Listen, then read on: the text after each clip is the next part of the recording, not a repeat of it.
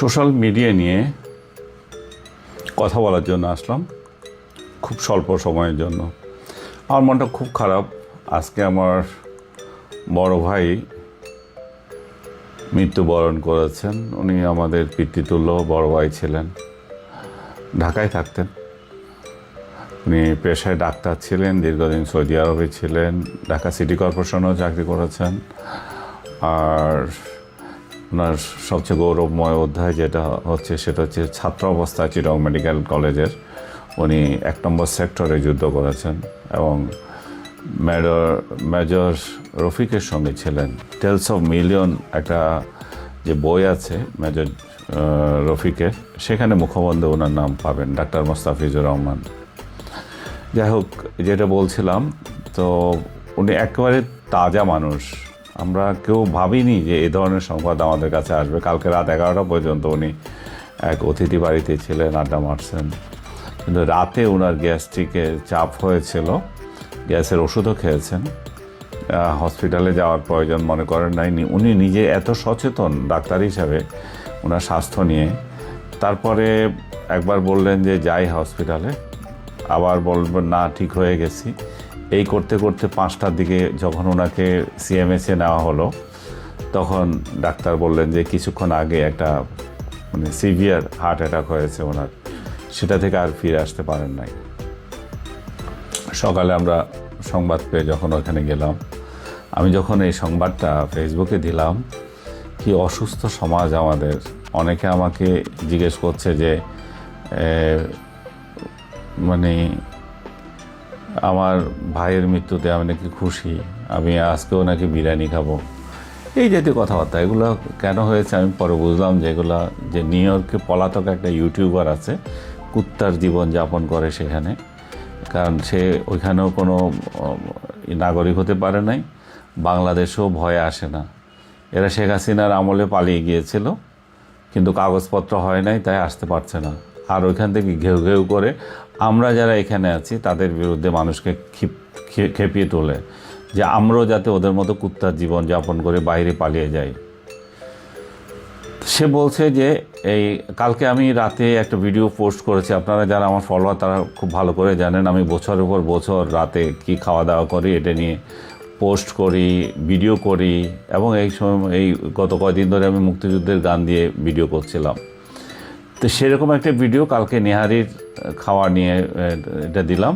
সেখানে ইয়ের কথা আছে, হাদিকে আমার ইয়েতে আনা হয়েছিল যে হাদির যে গুলিবিদ্ধ হলো এটা নিয়ে নানা জল্পনা কল্পনা হচ্ছে।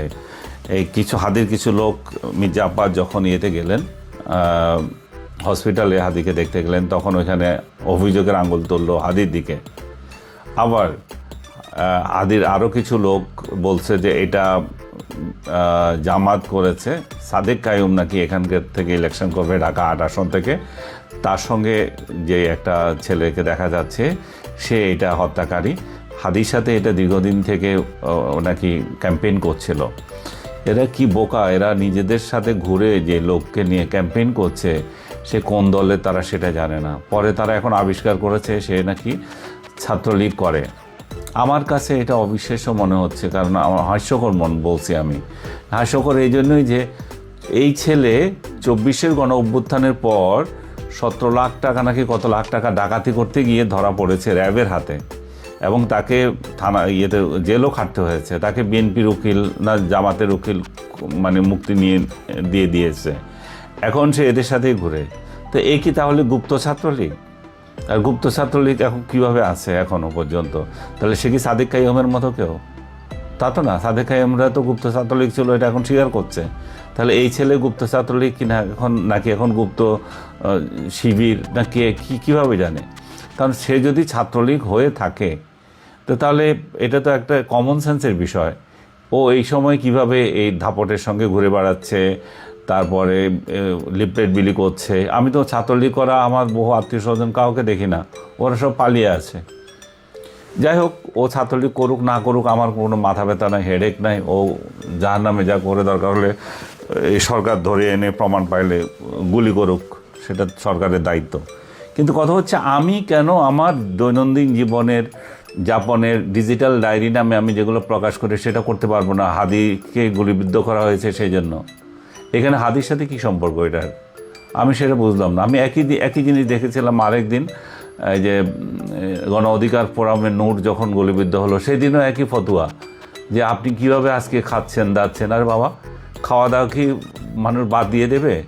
আনন্দ ফুর্তি কি মানুষের থেমে যাবে? এমন কি ঘটনা ঘটেছে যে তারা যদি একটা সেন্স কাজ করে, তারা যদি সত্যি সেদিন মারা যেতেন, সেরকম একটা দিনে যদি কিছু হতো, তাহলে আপনি বলতে পারতেন যে হ্যাঁ ভাই আপনি বোধহয় আনন্দ করছেন। না ভাই, আনন্দ করার কিছু নেই। আমাকে এই যে সকাল থেকে দীর্ঘ মানে একটার পর একটা মেসেজ যারা করছেন, তাদের একটাই কটূক্তি, গালাগালি।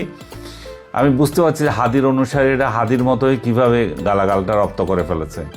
একজন মানুষকে না জেনে, না শুনে, না বুঝে কোনো একজন পলাতক টোকাই কি বলে দিল, সেজন্য আপনি গালাগালি শুরু করে দিচ্ছেন। আমাকে মেসেজ পাঠাচ্ছে এরকম, তোকে 10 টুকরা করব, তোকে এই করব, তোকে সেই করবো। আর ভাই, করবি কর, তোরা যদি হাদির অনুসারী হয়ে থাকিস তাহলে তো হাদির কথাগুলো তো মান। হাদি তো বলেছিল রাজপথে আমাকে কে মেরে গেল সেটাতে আমার কিছু আসে যায় না, আমি এরকম মৃত্যুই চাই। আমাকে আরও আমার পরে আমার ছেলে আসবে, আরও কেউ আসবে, আমার প্রজন্ম আরও তার প্রজন্ম পরে আসবে, আমি সেটা বলি না। কিন্তু আমি এটুকু বলি যে মৃত্যু ভয় আমার নাই, এবং মৃত্যুর মতো এবং তোদের হত্যা করার মতো এমন কোনো কাজ আমি করছি না। আমাকে তোরা নিজেরা কেন আওয়ামী লীগ বানাস? আওয়ামী লীগ বানাতে যাস কী কারণে? আওয়ামী লীগের আমলে আমি কথা বলতে পারি না। আওয়ামী লীগ আমার উপর যে নির্যাতন করেছে, আমার সাংবাদিকতার 12টা বাজিয়েছে। আর এই মুহূর্তে যখন আমি কথা বলি তখন আবার আমার আওয়ামী লীগার। এখন আমাকে আওয়ামী লীগাররা খুশি হয়ে যদি আওয়ামী লীগার বানায়, সেখানেও আমার করার কিছু নাই। তোরা যারা আবার আমাকে আওয়ামী লীগার বানাস, তাতেও তো আমার করার কিছু না। আমি কী করবো? আমি তো আমার মতোই আছি। আমার তো কোনো রাজনীতি করতে হয় না। আমি কোনো টক শোতে যাই কেন? টক শোতে যারা ডাকবে তাদেরকে হেয় করবে, তাদেরকে এই করবে সেই করবে। আরে ভাই, টক শো কি আমার পেশা? টক শোতে না গেলে আমার কী আসে যায়? আমি আরও একদিন বলেছি, ডাকলে যাব, না গেলে না ডাকবো, এটা তো আমার পেশা না। এটা দিয়ে আমার খাইতে হয় না, এটা নিয়ে চলতে হয় না। আমি তো ফকিন্নির ঘরে জন্ম নিই নাই যে আমার খাওয়া পড়ার দায়িত্ব তোদের উপর আছে, আর তোদের জন্য তোদের কথায় আমার চলতে হবে তো, এবং খাওয়া পড়ার আমার ডিস্টার্ব হয়ে যাবে, তাই এগুলো নিয়ে আমার উদ্বিগ্ন হইতে হবে। আমার তো কিছু না। আমাকে বলছে যে আপনি কি আপনার ভাইয়ের দিন বিরিয়ানি খাবেন, নেহারি খাবেন? আরে ভাই, মেহারি আমার ইচ্ছে হলে খাবো, এটা ভাইয়ের মৃত্যু আবার কি? এটা তো আমার মন মানসিকতার উপর। আমি সারাদিন কিছু করে খাইনি আজকে, কারণ আমার মন চায় নাই। আবার দুপুরে যখন ওনাকে খবর দিয়ে এসলাম আমরা বনানী গোরস্থানে, বাই দ্য ওয়ে ওনার বনানী গোরস্থানে, যে সামরিক গোরস্থানে ওনার দাফনটা হয়েছিল। উনি একজন বীর মুক্তিযোদ্ধা হিসাবে ওখানে তাকে শ্রদ্ধা জানানো হয়েছিল ঢাকা জেলার পক্ষ থেকে বা এলাকার পক্ষ থেকে, প্রশাসনের লোক ছিল। সব দিক দিয়ে জানাজাটাও ভালো হয়েছিল। ওই যে সিএমএস হসপিটালে আমরা জানাজার আয়োজন করেছিলাম। এখন আমি একটা আমাদের পারিবারিক কাহিনী বলি, যে আমার আব্বা, আম্মা, আমার বড় আরও 2 ভাই মারা গেছেন। তারা যেদিন মারা গেছেন সেদিন কিন্তু আমরা এই মেজবানির আয়োজনই করেছিলাম। সেটাকে মেজবানি বলে, জিয়াফত বলে, যেভাবে হোক গরু কেটেই সেই অনুষ্ঠান করতে হয়েছে। কারণ যারা এসেছিল আমাদের বাড়িতে তারা তো কিছু খাবে, তারা না খেয়ে তারা জানাজাতে আসছে, তারা আমাদের আত্মীয় স্বজন। তো আমাদের মতো এত বড় একটা পরিবারকে কি 2-4 জন বাদ পাঠালে হয়? যেটা একটা নিয়ম আছে কারো বাড়িতে কিছু পাঠানো, মৃত বাড়ি, সেটা কি সব বাড়িতে সম্ভব? তো আমরা আমাদের বাপ, আম্মা এবং আমার 2 ভাইয়ের যে মৃত্যু দিবস, সেই দিবসে জিয়াপতই খেয়েছি। আজকেও জিয়াপত খেতাম যদি সেটা আমাদের বাড়িতে হতো, কারণ বাড়িতে হয় নাই। ভাইয়ের ইচ্ছা অনুযায়ী ঢাকাতেই তার জানাজা হয়েছে। এবং এই মুহূর্তে বাড়িতে আসলে এই সমস্ত আয়োজন করবে, আমার যে ভাইরা ছিল তারাও মৃত। এটা আমার পক্ষে তো গ্রামে যাওয়াই হয় না। সো আমরা ঢাকাতে এটা শেষ করেছি। এবং তোমরা যারা এটা নিয়ে ভীষণ উদ্বিগ্ন, আমি কি খেয়েছি, আমি দুপুরে সেই বিরিয়ানির মতোই জিনিস খেয়েছি। তো এতে কী হয়েছে? এটা কি আমরা কি হিন্দু যে আমাদের করতে হবে, যে নিরামিষ খেতে হবে এতদিন, ভণ্ডামি শোক করতে হবে, ভণ্ডামি শোক দেখাতে হবে? শোক তো নিজের মধ্যে না, শোক দুঃখ এগুলো তো নিজের মধ্যে, এগুলো ফেসবুকে প্রকাশ করতে হবে। ভণ্ডামি করার আর জায়গা পাও না। আরেক ভণ্ড লিখেছে আমার কি জানি হায়াত দিয়ে তাকে বাঁচিয়ে দাও। আরে বেটা, তোর হায়াত দিয়ে তোকে বাঁচিয়ে দাও, সেটা কি নিজ থেকে বলছিস? আমার তো মনে হয় না। তোর মতো ভণ্ড যে একদিন একজনের কথা বলে আর একজন গালাগালি করে, সে আবার বলতেছে আমার হায়াত দিয়ে হাদিকে দিয়ে যাই হোক, আমার হায়াত দিয়ে আমি হাদির জন্য চাই নাই। আমি হাদির সুস্থতা কামনা করে কালকে দুপুরেই তার ছবি দিয়ে পোস্ট করেছি। এবং এই যে অসুস্থ রাজনীতি, এই যে প্রতিপক্ষকে মেরে ফেলা, এবং এর বিরুদ্ধে বলেছি। আমি বলেছি এগুলো আমাদের সুস্থতা আনে দিচ্ছে না। 5 আগস্টের পর আমরা যেটা শুরু করেছি সেটা সুস্থ রাজনীতি না। হাদির প্রতি যেটা হয়েছে সেটা অসুস্থ রাজনীতি। হাদিকে আমি চিনি না, তার সাথে আমার কোনোদিন দেখা হয় নাই, কথা হয় নাই, টক শোতেও যায় নাই। ইনফ্যাক্ট মানে আপনারা অনেকে আশ্চর্য হবেন, হাদিকে আমি চিনেছি, সে আমাকে শাহবাগী বলে ফেসবুকে আক্রমণ করলো ওই যেদিন আওয়ামী লীগকে করা হচ্ছে, নিষিদ্ধ করা হচ্ছে শাহবাগে সেদিন। তাই হচ্ছে হ্যাঁ, আমাকে জিজ্ঞেস করছে আপনি কি এখনও শাহবাগে? আমি বলছি হ্যাঁ আমি শাহবাগী, আমি তো গিয়েছি শাহবাগ। কিন্তু দুঃখজনক ঘটনা হচ্ছে এই যে মূর্খরা যারা আমাদেরকে শাহবাগী বলে গালি দেয়, ওরাই শাহবাগের যারা মানে ছিল, উদ্যোক্তা ছিল, পিনাকি সহ আদার্স, ওদেরকেই পূজা করে। আর আমরা তো এখানে দেখতে গেছি তামাশা, আমাদেরকে বলছে শাহবাগী। তো বল শাহবাগী গেছি, শাহবাগী যদি হয়ে যায় ঠিক আছে। আমার আইডিওলজিতে তো এটা এমন না যে তুই আমাকে বলছিস যেন আমি অস্বীকার করব না, আমি শাহবাগে যাই নাই। দেখ, আমি যেটা বলতে চাচ্ছি সেটা হচ্ছে যে আমাদের মানসিকতা, যে আমরা যে একটা এদের নিয়ে আরেকটা কথা বলতে হবে। এরা যে মৃত্যু সংবাদ আমি যখন দিচ্ছি সেখানে অনেকে হাহা রিয়েক্ট দিচ্ছে, আমাকে অনেকে দেখাচ্ছে দেখেন আপনার এখানে এতজন লোক হাহা রিয়েক্ট দিচ্ছে, বোধহয় 70 জন না 170 জন এরকম দিতেই পারে। এটা তাদের রুচি, তাদের শিক্ষা। এরাই তো বাংলাদেশকে শিখিয়েছে মৃত ব্যক্তির সংবাদ দেখার পর ওইখানে লেখা আলহামদুলিল্লাহ, যে থ্যাঙ্কস। ওরা কেউ আলহামদুলিল্লাহ লেখে নেই, শুধু এটুকুই জিজ্ঞেস করছে যে আপনি কি আপনার ভাইয়ের মৃত্যুদিনে আজকে কি খাবেন। সো আমি জানিয়ে দিলাম আমি কি খেয়েছি এবং আগামী দিনে কি খাবো সেটা আমার ফেসবুকে যারা ফলো করে তারা অবশ্যই আপনি দেখবেন। আমরা এই ভণ্ডামি করি না। আমি শোকার্ত তার মানে এই নয় যে ভণ্ডামি করতে হবে, শোকগিরি করতে হবে, হাদি গুলিবিদ্ধ। সেজন্য আমাকে যদি না খেয়ে থাকতে হয়, না আপনি আজকে কিছু খাবেন না, তো তাহলে আইন করো একটা। হাদি গুলিবিদ্ধ হয়েছে, আপনি ভিডিও আপলোড করবেন না, ভিডিও দিতে পারবেন, আপনি খাইলেও বলতে পারবেন না। তো তোমরা নিজেরা এটা করে আবার দেখাও, তাহলে তো একটা ভালো হয়। আর কি বলবো, এগুলো এই অসুস্থ রাজনীতি, অসুস্থ চিন্তা, এগুলো নিয়ে আর কথা বলতে ইচ্ছা হয় না। আর পলাতক যে 2 ইউটিউবার আছে তাদের তো মাথা এমনিতে খারাপ হয়ে গেছে। এই যারা এখানে যে গর্দভগুলো তাদেরকে অনুসরণ করে আমাকে গালাগালি করছো, তাদের তো এটা মাথায় রাখা উচিত। তোমাদের তো আরও বারবার বলছি, যেহেতু নির্বাচন আসছে, ওদের ভাত বন্ধ হয়ে যাচ্ছে। নির্বাচন আসলে একটা নির্বাচিত সরকার আসবে, সেই সরকার এই দেশের দায়িত্ব নেবে।